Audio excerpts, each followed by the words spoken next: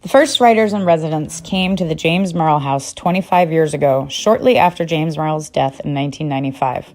Since then, over 80 writers have visited, staying in his home, a National Historic Landmark, to work on projects of their own. Thanks to Merrill's generosity, the house now belongs to the Stonington Village Improvement Association and is an ongoing inspiration for writers and poets from around the world.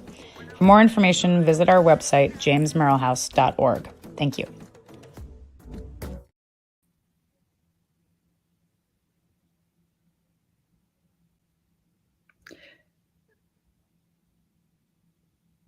Good evening. I'm Margaret Gibson. It's a genuine pleasure to be here this evening to welcome Jennifer Grotz to the James Merill House, this house of abundant daylight and many windows, this perch overlooking the glittering sea and sky. Jennifer must surely feel at home here because we often find her in her poems in such a place from which she can look out. The Merill House is also a place of books and words into which she can settle and be in her own keen and capacious mind on the cusp of both inner and outer. Jennifer Grotz is the author of Cusp, which came out in 2003, Needle, 2011, and most recently, in 2016, Window Left Open. She has also translated Psalms of All My Days, the poems of French poet Patrice de la Tour du Pin, and she has translated a selection of poems by Polish poet Jerzy Fikowski. Currently, she teaches creative writing at the University of Rochester and Warren Wilson College's MFA program. She is an assistant director of the Breadloaf Writers Conference. Reading or listening to Jennifer Grotz's poems, we enter a particularly sensuous mind, one that looks incessantly and deeply at the world, a looking that both relishes and penetrates. She discovers patterns. She detects elusive and deep sources. Her poems offer us intimate seeing. In her poems, looking is a journey that takes place, poised on a threshold between inner and outer. What moves is the mind. Any poem is an intimate portrait of a mind in motion or at rest. And Grotz is as sensitive an observer of her own mind as she is of the surrounding world. Her mind receives what is seen, and in the alchemy of metaphorical understanding, she then translates what she sees into a language. Grotz is a poet's poet. She works with essentials. Quietly, the poems both confirm what we know and astound us. Consider the title of her last book, Window Left Open. A window left open allows the world in. There's no glass and perhaps no screen. I take window left open as a metaphor for the receiving, allowing mind that explores by way of description, that delves and discovers, that sees, and at times transforms what it sees into a vision that can be experienced. Many of Jennifer Grotz's poems enact what happens at the threshold. They don't just tell you. The poems themselves enact it so that it happens within you, within your mind and body. Her poems November, March, and May are liminal. Those are the months at the cusp of seasonal change. Her poems enact departure and arrival. Often she's leaving home. In her poems, she crosses over thresholds, moving toward or away from another person. And as in the most enlightened way of seeing, she allows the 10,000 things of the world to advance and enter her. She doesn't go out and seize or colonize. Rather, she waits, patiently looking and describing until she is seized or struck. It is, she has written, as if she is looking into a great light. And then the work is to transcribe that light as best as is possible. Living on a threshold is not necessarily an easy place to be.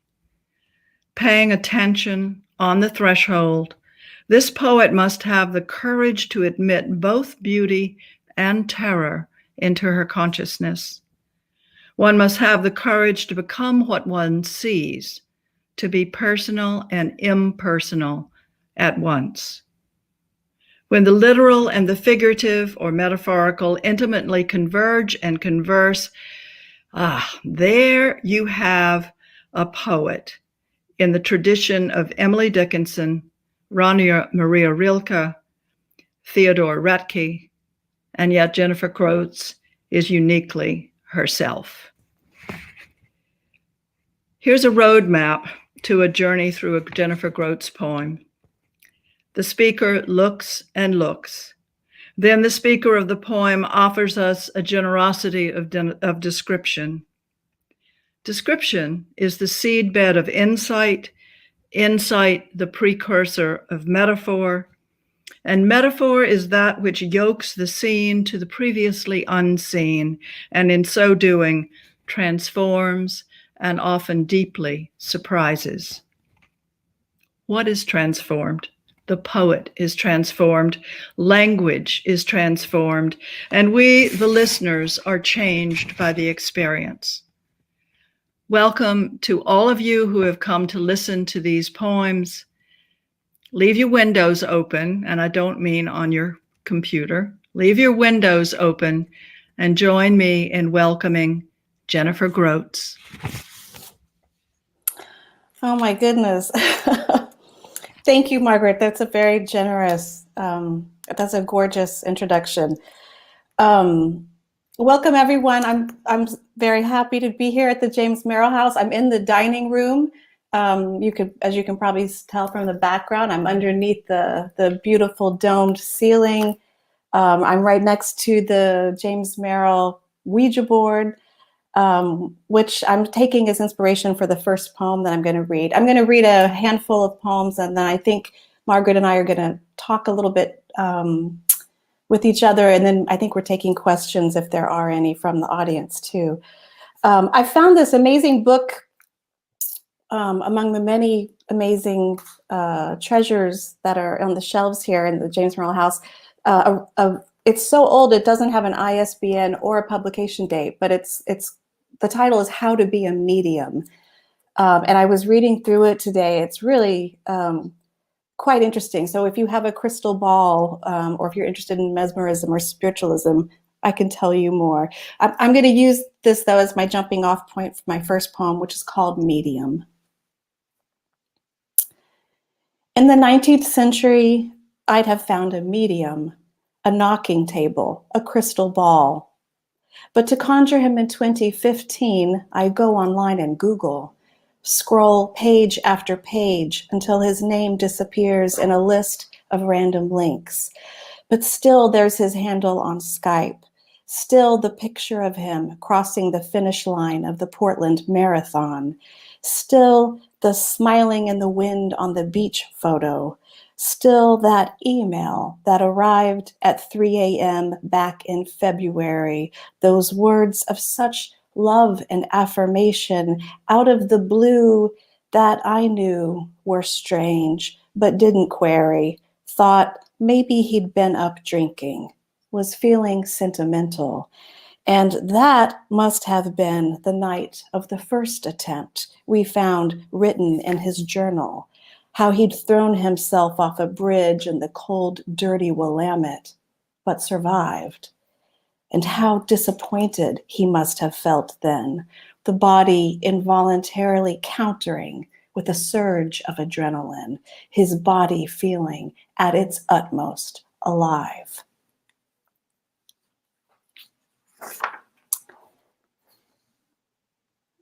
This next poem is I think one of the strangest little poems these are all new poems that are in this new fourth book. This is a little sonnet called I Poem.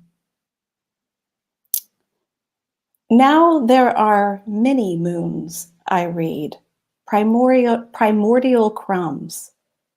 Or rather, there always were, but now our instruments are sensitive enough to register. It probably means I'm dead or dying. How I spend all day staring into a screen or typing or reloading. Not a mirror, not a window, a screen I hold in my hand, endlessly reach for, sleep next to. Photogenic, but not poetogenic. I like to think this poem's resistance to be about you is poetry's critique of you and of how I cling to you as though you were the world.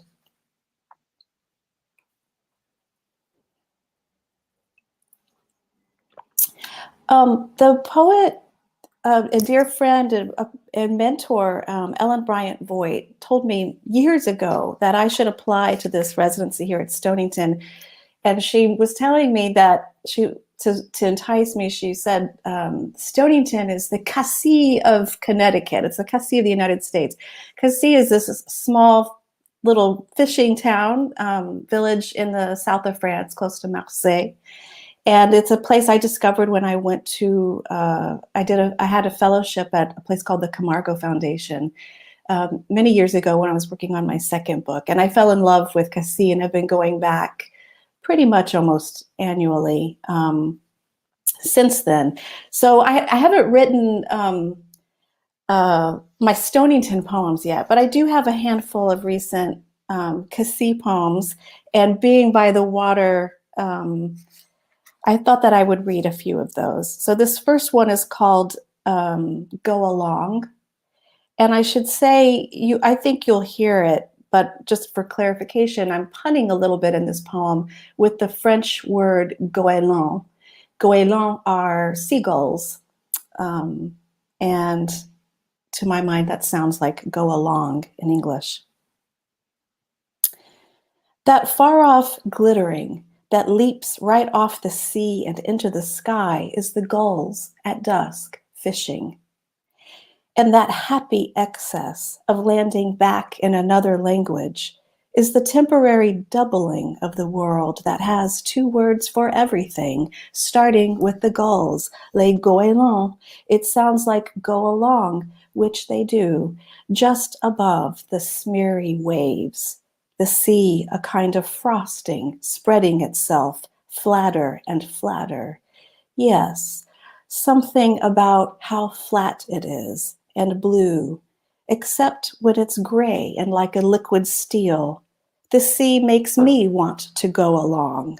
The lapping waves calm the mind, though the sea is the quintessence of violence and force, just distantly removed. Sometimes the waves look like sharks. Sometimes they look like swords or spears or men on horseback or soldiers in a cacophony of war, which makes the goéland conjure white handkerchiefs, madly waving surrender.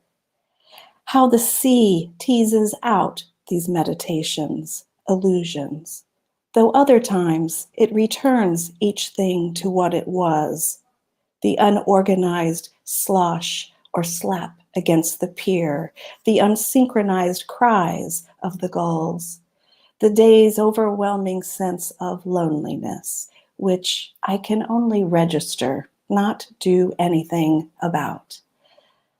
And the blue of it is endless. So I'll love it endlessly. It is a treasure hoard of sardines gleaming like coins beneath the surface, goéland above.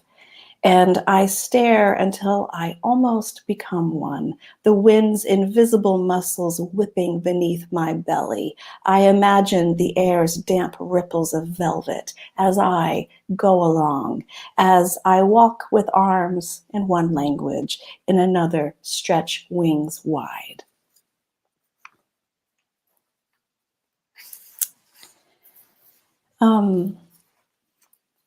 This next poem I actually did not write in Cassis. I wrote it the one time I was lucky enough to go to Greece. But it's another poem about being by water. It's called Greens and Purples. It also meditates a little bit on different languages and the Tower of Babel, one of my favorite stories. Just throw a skin of bread into the water and see. The large fish rise from the dark to tear off little bites, while smelt scatter like a shattered alphabet. They don't make a sound. Neither does my staring. I told myself to say something true, but not despairing. That's how I entered silence, or how silence entered me. Now I watch as the fisherman pulls up his mustard-colored nets, then, like the mind obsessing over a confusion, a wrong, a guilt, how he beats the freshly caught octopus against the rocks, 40 times at least, he says, to tenderize it. To be by water is a kind of waiting, something eternally incomplete. If I watch long enough, the sea is all green and purple. I can see it as the ancient Greeks did, who had no word for blue. Sometimes I could say things before I felt them.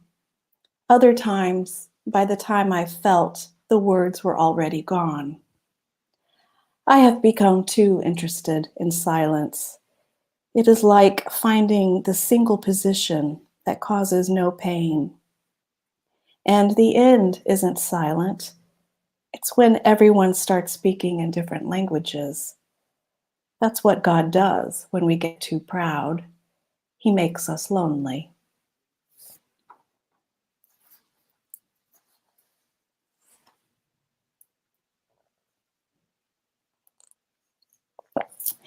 I'm going to read maybe one more, go back to reading one final Cassis poem. But I should tell you, as a way of patter before I read this, that this one of the things this next poem is processing was this one of the most curious experiences of my life of just arriving in Cassis, being in the south of France, and learning that my mother had had a stroke and had slipped into a coma. She passed away about a year ago, but this happened a few years ago. It's taken me a long time to sort of start processing this curious day. But she did come back after a week or so.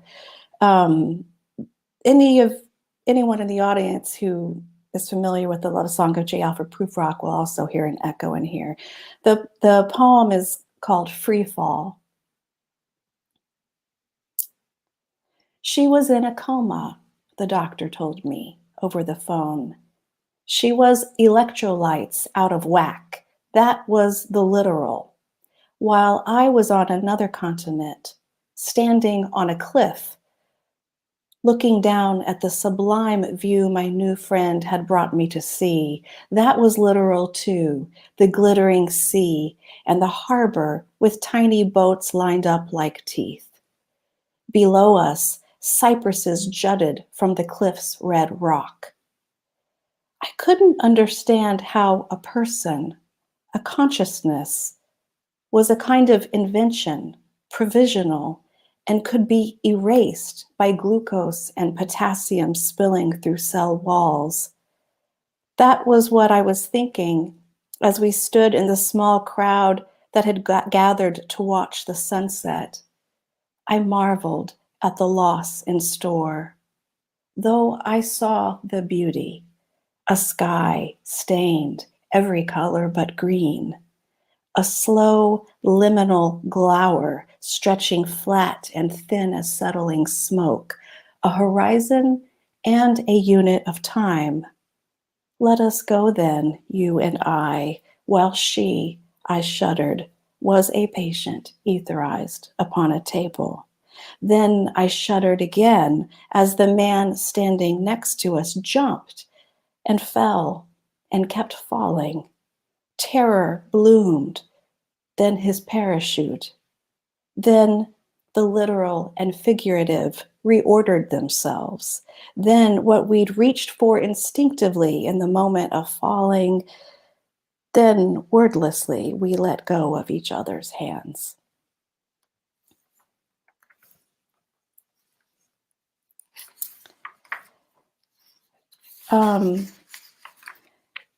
When it isn't COVID time as it is right now, I have tended to travel a lot, which is a little perverse because I'm actually quite a homebody, but I do love to travel.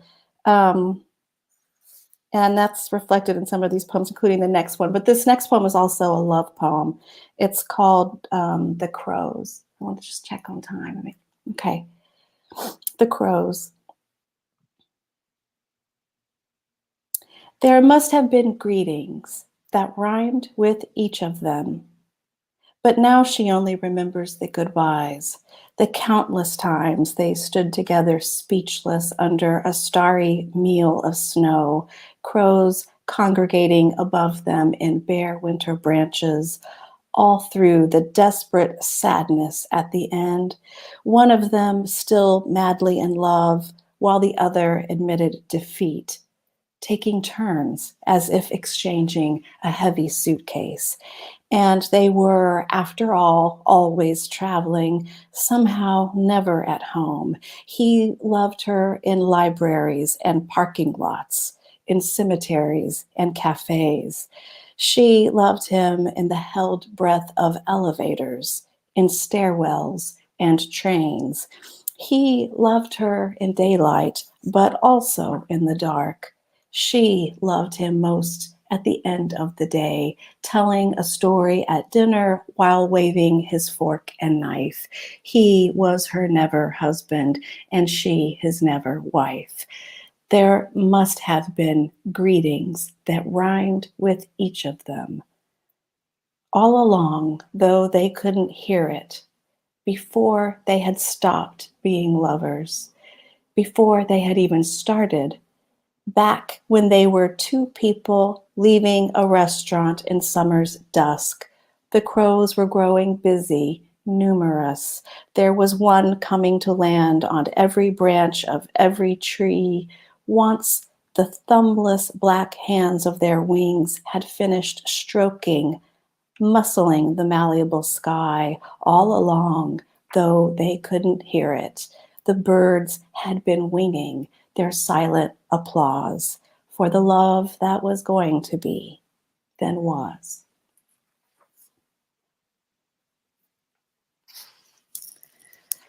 Okay, I've got a few more minutes, so I'm going to read three more poems. These are actually all titles that Margaret made a reference to in her beautiful introduction. There's a series of poems in this new manuscript that are named after the months of the year. I kind of thought at one point I'd make a sort of très riche air du Duc de Berry. Like, I do one for each month, but I haven't. And I didn't quite know why. Margaret's comment that those were sort of liminal months is actually really interesting to me. I think there's something to that these poems are checkpoints through the course of a year, and maybe seasonal. So I thought I'm going to read three of them. And this first one, I thought I'd start with November, since that's the month we're in. I didn't write this here at the James Merill House. I wrote this a previous November at home in Rochester, New York, where I have well, until very recently, I have a grape arbor that I used on occasion to make wine. November. Even when the grapes were still green and firm, the vines had grown heavy, charged with fruit. Then, sun-kindled, they made the subtle switch to tawny purple and started to soften, the way the mouth softens thinking of them, and how the whole backyard smells of grape, and grapes starting to ferment because of the ones that fell that make a sticky mush over which hover thirsty bees. Now my neck aches from looking up at the pendulous clusters, holding each clump in my hand, clipping its stem with the other, how they settle into my palm or spill fat purple drops that disappear like bruise-colored marbles in the grass. The squirrel, balanced on the fence post, holds a filched grape in his paws, rolling it like a little crystal ball, nervous, then looks up, then changes from necromancer to nibbler, eating it hurriedly, knowing he's being observed, then freezes when he catches my gaze. Why are you in such a hurry, I want to say. It's November, penultimate month, when fingers are coldest, ungloved and wet from the rain, slicking off the grapevines still waiting to be gleaned. We're penultimate too.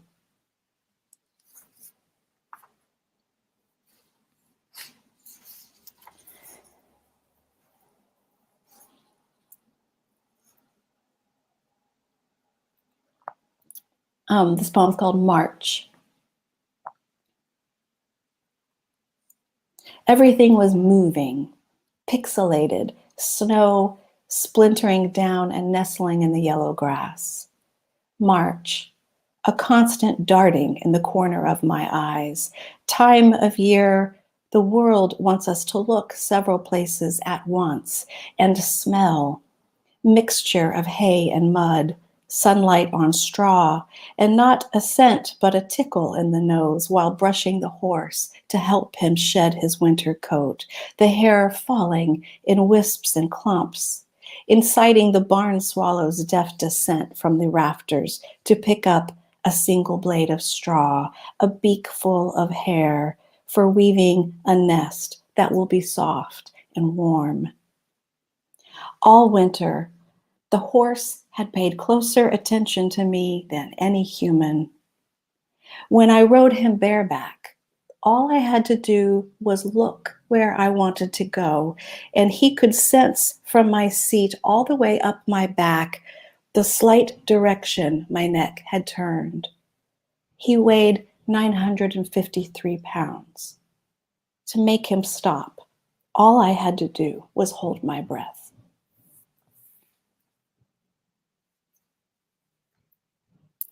And this last poem I'll read is called May. And because I live in Rochester, it still begins with frost. The May is actually still possibly winter there.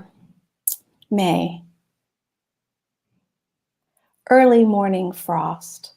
A field of full-blown dandelions furred with ice, stiff and voluptuous as firework explosions, and a flying jewelry of insects and birds. Along the roadside, sprays of Queen Anne's lace and chicory hover disembodied from their stalks, or so they appear as my car whizzes past. Days blinded with light, leaf shadows pouring across the windshield like a liquefaction of lace. It's May, and the run-over skunk by the rural dance school has all the little ballerinas gagging. When I park under the sign for the Golden Dynasty, the Chinese place in the strip mall, I can see how words, too, are where we make our home. Birds are nesting in the hollow of each vowel. All right, I'm going to stop there. Thank you. Thank you, Jennifer. Is my voice in there now? Yeah. Yeah, I hear you. Yeah. Okay, good. Thank you very much. That was lovely reading.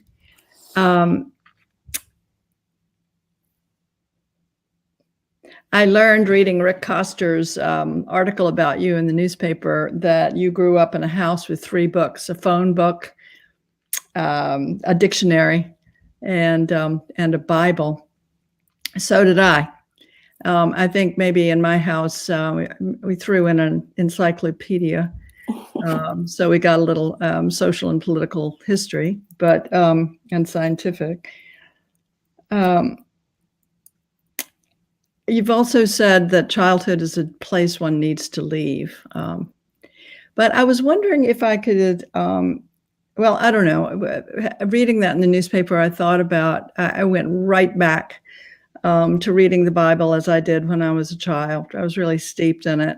I went right back to sitting in the pew listening to Dr. Belk be very dramatic in the pulpit.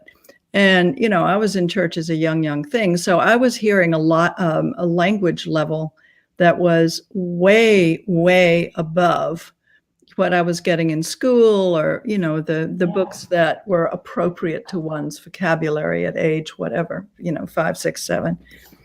And I'm just wondering if you could talk a little bit about what listening to or reading the Bible, and I'm assuming hearing sermons, I'm not sure, but yeah, what that may have done, what that informed in you, how did it touch you? Is there a link line between those moments in your childhood and what happens when you sit down in front of a page and begin to write yourself? Well, I mean, the Bible's, you know, foundational text, not just for me. I mean, it's a foundational text for Western literatures, but I feel lucky that book was in the house. I mean, there was also the phone book, and I actually told Rick there was 4 books, because there was the yellow pages and the white pages, and those are actually quite different, and you get different things from reading them. But the Bible, you know, to me, it was like inheriting, you know, Greek myth. It was the foundational stories, and I read the Bible for the first time, you know, from cover to cover when I was 8, and to my mind, it was a perfect book. It had lots of stories, it had poetry, it had song, you know, it had war scenes, it had love. It had a mom and child. I was always really interested in mom, you know, as a child. I liked stories about kids. Jesus was like a kid who was Mary's mom, or, you know, Mary was his mom. That was a great part of the story. And I think everything I read afterwards, you know, I compared to that foundational text. It also, like Greek mythology, it gave me a great foundation. So I understood a lot of allusions. I mean, I was very religious as a child. I grew up in a religious household. I think I had that tendency. So that also infused those stories. It wasn't just the stories. It also was the sort of exalted, or the sense that language, and I think this is about really true for poetry, that language, it's compressed, it's extra powerful, it's talismanic, it's like prayer. And I think poems have that, they draw from that power. At least that's something my poetry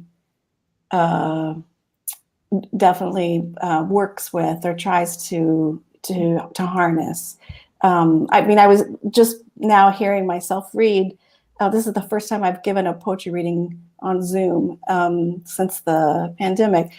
I was aware of my own sort of, you know, you become more conscious that I'm more self-conscious than I think I might be reading in person. And I could hear that sort of incantatory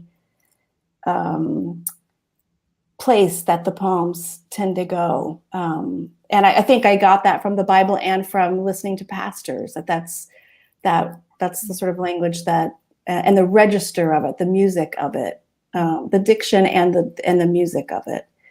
But I'm babbling more than I'm answering your question. No, you're not. I mean, you're not babbling. You know, I think religious upbringing often leaves us with questions we spend the rest of our life answering. And I think poems are the place where I pose myself questions, or I discover that I have questions, and then begin to try to move towards some sort of answer. You actually use the word God in your poems, and a couple of times. It's not an overpowering thing. But in my last book, I mean, for instance, there are a series of poems that I address to no one, not to God. And the shift of name is very significant. I was wondering, how are we to understand the word God as you use it? God is a kind of suitcase word. It's packed with so many things, but that other people have put in there. When you hear that word, what do you hear? What do you want us to hear in the poem? I think I have a poem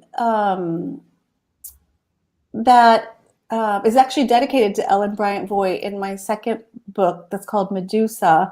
And in it, at the end of the poem, there's a moment which surprised me when I got to it, where I say outright, God, I do not believe in you.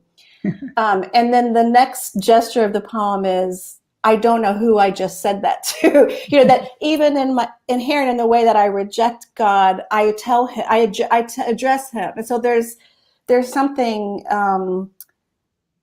screwy there, right? But I think what the answer is, I don't know what God is. I mean, I love the painter James W. Turner's, exclamation, the sun is God. I love Brodsky's exclamation, language is God. I mean, I think both of those are true. I think for me, God is a necessary word in my vocabulary. It's a placeholder for, I don't know what. But I mean, were you taught to pray when you were little? I was. So that got me into there's a poem of yours where you talk about where someone is talking to herself in church and realizes that is praying. Yeah. And I think of that early influence of speaking to someone who's not there, and speaking very deeply to someone who is not there, being unshielded, being a window wide open, and no one is there. And I think that we enact that in some way in poems. Anyway. God, in the terms of prayer, is the interlocutor. Emily Dickinson has so many prayer poems like that, addressing God as the reader of a poem. And I think, the last thing I would say about that is, I think it is also inherent to my definition, or my working definitions of what a poem is. It is me listening. Praying for me, or writing, is actually listening. It's listening to my own inner whisper, for lack of a better term. It's like getting quiet enough to hear that inner whisper. And I don't know. I have no idea what a poem is, to be honest. No, that's fine. That means that we can keep redefining it and doing it in different ways. Let me shift and ask you another question. I see we have some questions too from the audience coming up. Okay. Do you want to take those first? What's up to you? Okay. Well, let me just ask you this one. In your poem, The Conversion of Paul, you write, all art traffics in some kind of translation, which might be another word for conversion. Can you tell us a little bit about your experience as a translator, why you're drawn to translating the poems by others, but also how do you think about your own poems, your art, as translation also? Well, I think all art, as I said, is translation. Yeah. I just did a panel last night, actually, for Poetry Daily, it was poets who translated, and each of the 4 poets had written a little essay about a poem that they had translated, and sort of meditating on that question: what do we glean? What's the relationship between literary translation and one's own creative work?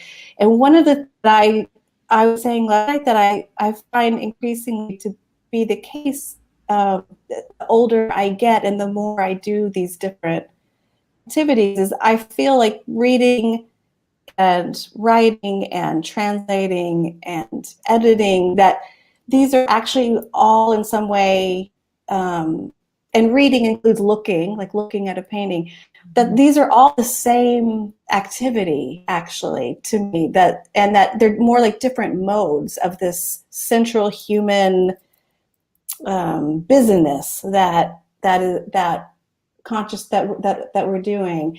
And I said that I was on one of the other people on the panel was Forrest Gander, and he said, what that central human activity is seeking intimacy, or look, forms of intimacy. Mm-hmm. And I think translation is two things. It's communication and it's interpretation. And even two people speaking English who are telling anytime you're telling a story or reporting something that's happening to you, you're translating experience into language, anything that's being converted into a medium. So they're all interrelated for me.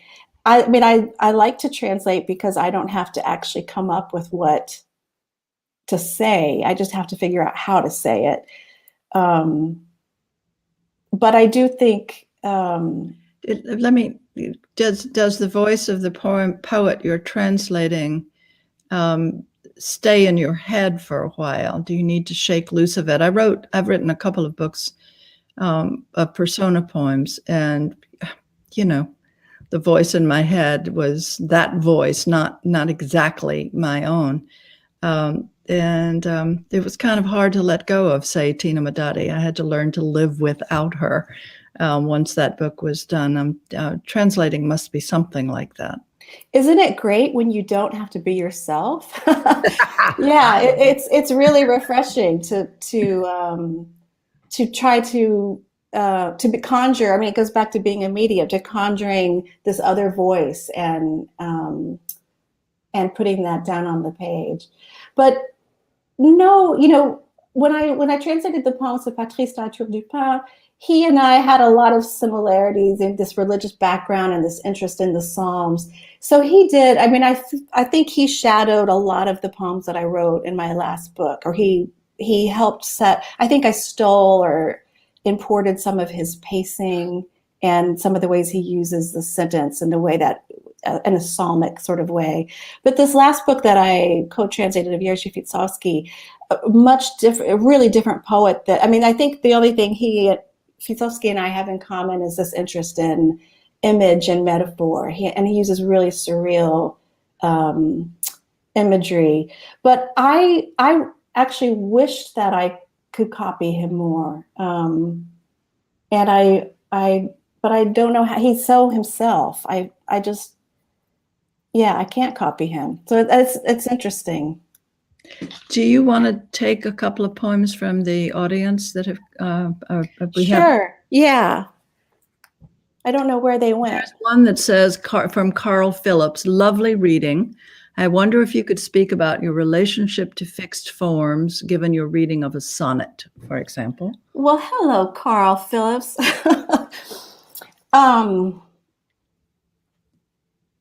I don't know what my relationship is to fixed forms. I would say that I think they're sort of a gauntlet. I mean, by fixed forms, I think we're talking about these inherited forms like the sonnet or the villanelle. Those are the two that I think I return to the most. I know poets who work so prolifically and productively by returning to fixed forms. I find myself being someone that maybe uses them as touchstones from time to time. I think I take more the ghostliness of the spirit of the fixed forms more than I feel the need to stick all, just to write one that's perfect or close to perfect. I love the voltas of sonnets, and I'm always looking for a poem. I'm always looking to figure out how to do that in a poem. I love I love the way the villanelle repeats, and I use refrain and repetition a great deal. But I think I'm more of a poet that each poem every poem has a form, the only form it can have. And part of the eros and the thrill of writing is figuring out what that form is. And it's something that exists only for that poem, and that it may be haunted by the tradition of fixed forms. But I've never been someone who's really set out to try to master, to write exclusively in sonnets, for example. And I don't know, every once in a while, I think I should try to do that. I should try to do like a crowd and see. But whatever I write wants to be something. It wants, and I think you have to let a poem be what it is, what it wants to be. Okay. R. Douglas Rice has asked, when you were reading the white pages as a child, did you imagine who the names of the people on the page might be or look like, or what their lives might be like?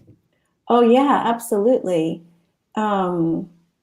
Also, in Texas, you would either get, like, especially when we lived in Dallas, which was a metroplex, you'd get one big phone book that would have a bunch of different little towns. And so the town, also just the names of the towns and how small or big, Popcorn, Texas, population 4,908, and then reading all the people who live in Popcorn.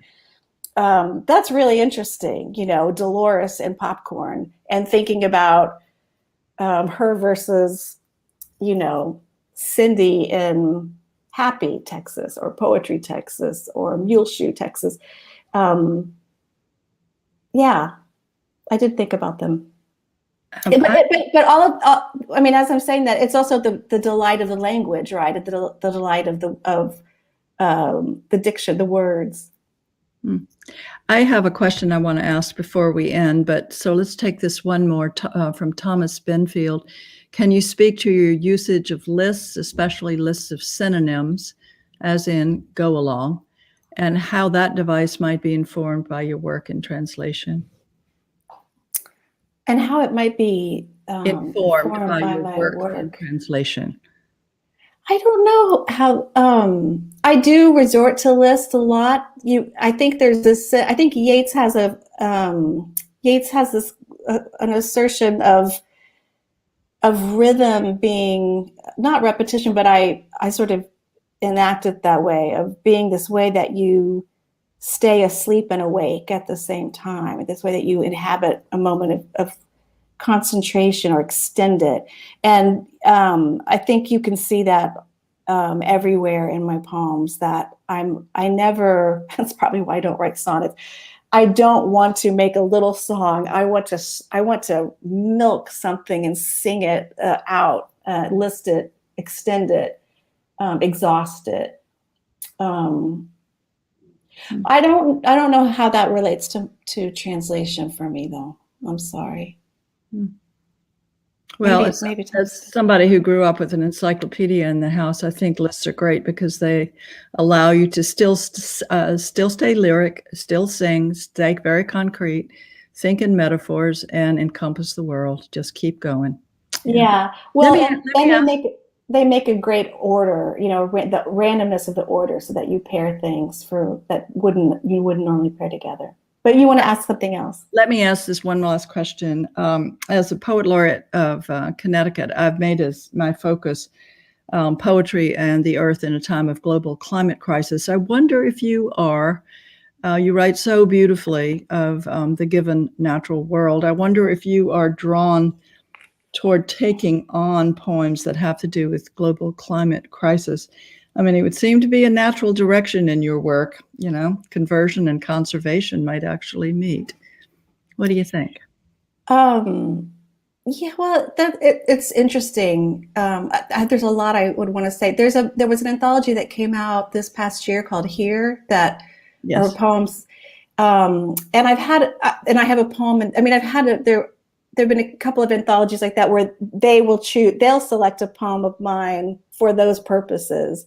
And sometimes people refer to me as a nature poet or an environmental poet because of I guess just the subject matter that occurs. I've never thought of myself that way. I'm very politically minded, but I tend to act my politics through not through poetry. I also think that poets are a little naive when they think that they are writing a political poem. I think it's really the reader who decides or puts it to use in a political way. But that's not to belittle or deny that a political intention when writing a poem is a perfectly valid and powerful thing. And we're living in a moment where more than ever, it feels very hard to not write politically. And that's a feeling I've never felt in my life. I've always resisted that because I go to poetry to explore what I don't know, what I'm uncertain about. My politics are passionate, and I feel like I know what's right, or what I believe in, or what I want to fight for. But in poems, I want to be vulnerable and I want to explore what I don't know. But there's so many great examples, like Jory Graham's new book, or I was just reading Henri Cole's new book, Blizzard, that I think they're poets who I think of as lyric poets who are so powerfully starting to do both at the same time. Well, I think of writing poems in a time of global climate crisis, and writing nature poems, perhaps, in that not as starting with a political intent, but I think for me at any rate, writing a poem now, in which I am looking at something in the natural world, or if I'm out in it, it's changed simply by my looking is changed simply by my understanding of what is going on with climate change. Yeah. So I think that one can enter that field, if you will, without starting with your politics. I think you can enter it in a way with a mind that is full of unknowing and asking questions. Yeah, and we need to be describing things that won't be there much longer. Species. The movement toward elegy is almost inevitable. Speaking of that, one more. I don't know, Bergen, you're going to have to cut us off, honey. But one more question then. Can you speak about loss as a teacher? How loss moves you to poetry? And I've written poems about loss, whole books about it. And people often will say, "Oh, well, that must be healing. That's poetry is therapy." And I really resist that. What do you think is going on when we write poems about loss, either in the poet who writes it or the reader who listens to it or reads it? I don't know. I've actually always been embarrassed and ashamed that I've written so many poems about loss. It's not at all what I would choose to write about. And I've had teachers, tell me, stop apologizing for writing those things. And even if you think you're writing it just for you, it will be speaking to different readers. I don't know. I do think loss is a teacher, but I would rather be dumb and have those people back, to be honest. I don't think there's much that we gain. I don't know. I don't think suffering's ever actually worth whatever we gain, to be honest. But I mean, I think one learns more about the truth, of life, and of an arc of life. I think it's so interesting to me. Like, it's really crazy making that we live in this world where we pretend that we're not going to die. We just pretend like life's pretty good mostly, and bad things aren't happening to people all the time, and there isn't suffering, and we're not going to all die. And one thing about going through a great deal of loss is you start to accept it, and it changes you, it deepens you, I think. In your poem Free Fall, there was just a phrase that you used. The speaker in the poem is looking out over the sea. The sun is going down, and describes a stretching flat and a liminal glower stretching flat and thin as settling smoke. And then you say a horizon and a unit of time. And I put a circle around that phrase, and because there's something about, particularly in this poem, where there's, which I think of as a meditation on the literal and the figurative. There becomes a point in the poem where everything in the poem, however literal it may be, takes on a figurative life. And so I put a circle around horizon and a unit of time, and made a little note to myself. There was a pretty fair definition of what the self is. So that's beautiful. Well, I don't know whether it's beautiful, but it seems to me to be certainly accurate. Yeah, I mean, that's a mysterious poem for me. I was saying it's taken me a long time. It's a new poem, very new. I wrote it here, but I think you're right. It is. I think it's one of the most important or interesting poems for me in this new collection, because I've always been someone who likes to describe and uses literal and figurative language and plays with metaphor. But there's this weird thing that's just happening there, where, as you were saying, everything takes on. Well, exactly. I mean, I think some people may remember this poem, for instance, as a poem in which there are people watching sunset at a cliff edge, and all of a sudden somebody jumps. Yeah. And then there's that gap between waiting before the parachute opens. And I think the temptation is to stay at the literal, but I think the poem really invites meditation on what that is all about, what that enacts in the mind of this particular speaker and in this particular poem. Yeah, I mean, I think poems that do that don't say everything and then don't know everything about what they're doing. Yeah, I like and don't like not knowing what I'm doing, but well, I do think, I mean, I truly don't really understand what the poetic thinking quite is in that poem, but the one thing I am aware of and I'm interested in is the sense, I think I've always taught metaphor in the I.A. Richards sort of tenor and vehicle format, that the tenor weighs more. It's the important thing. It's the thing we want to near, to hold. And the vehicle's just the vehicle to grasp it. But in that poem, and I think in poetry in general, it's more complex than that the tenor and the vehicle, it's like a two-way street. They're actually changing each other, and they're equal, or they're changing weights, or they can in a poem. And I think that's partly what's happening, as I can't figure out what that poem's about, or how the literal is so figurative suddenly in that moment. Yeah, the tenor being that which is emblematic or symbolic, perhaps, and the vehicle being that which carries us there, something from the literal, from the natural world. I don't know. I think sometimes we lose some readers to poetry because a tree can't just be a tree. It has to stand for something. But I think also that the mystery around metaphorical thinking is it takes us deeper than what we can see and know, and makes us delve. And I love that. Yours is definitely a delving poetry, and I thank you for that. Thank you, Margaret. I want to put a little plug in before they pull the plug, that I have so loved my month here at the James Merill House. It's been such a literally some of the happiest writing days of my life here, and this wonderful village and community. I felt very welcome, even in the middle of the pandemic, where we haven't been able to go out and socialize as much as we might have otherwise. And I understand that that the Merill House is accepting applications right now. So for any of the poets or writers who are watching, you should apply.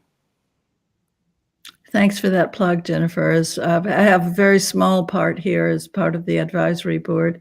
I just love having poets show up in Stonington so that I can meet them. It's a pleasure to meet you and get to know your work.